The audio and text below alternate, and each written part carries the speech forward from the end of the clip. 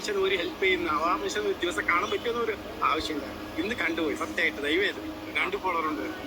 മൈജിയുടെ ഒരു ഫോളോരും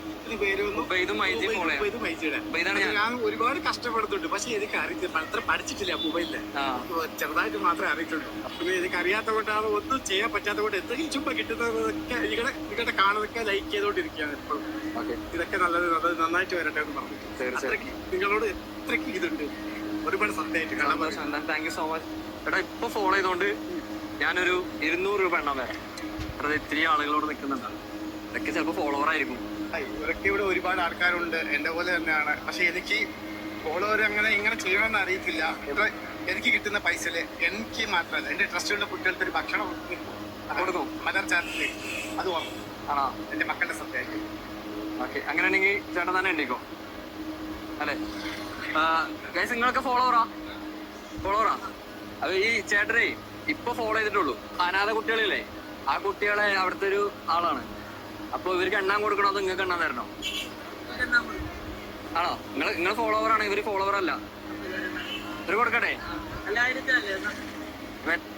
റെഡി ചേട്ടാ, പെട്ടെന്ന് എടുത്ത് എണ്ണി കേട്ടോ.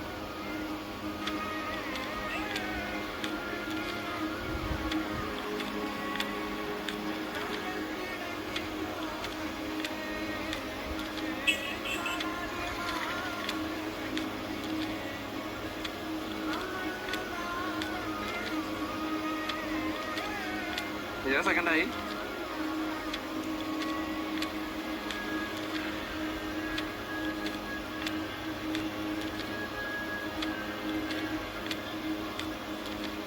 സെക്കൻഡായി.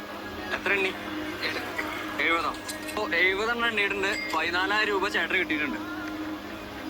എന്റെ വീട് പട്ടാമ്പിയാണ്, തിരുത്തല്ല. ഹൈസ്കൂളിന്റെ അവിടെ ഞാൻ താമസിക്കുന്നത്. ഞങ്ങൾ മദർ ചാരിറ്റി വർക്ക് ചെയ്യുന്ന അനാഥാലയത്തില്.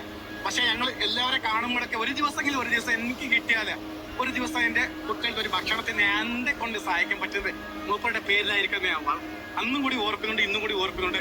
ഇത് എന്തായാലും ഒരു നല്ലൊരു എന്റെ പേരിൽ മാത്രമേ, എല്ലാവരുടെ പേരിൽ. നമ്മുടെ ആലപ്പുഴ എല്ലാവർക്കും ഭാഗത്താണ്. ഞാൻ എല്ലാവർക്കും വേണ്ടി ഒരു നന്ദി പറയാം. കേട്ടിരിക്കണം. ഉമ്മോട് ചോദിച്ചത് പറയാം. എത്ര ക്യാഷ് നിങ്ങൾക്ക് എണ്ണാൻ പറ്റും അത്രയും ക്യാഷ് നിങ്ങൾക്കും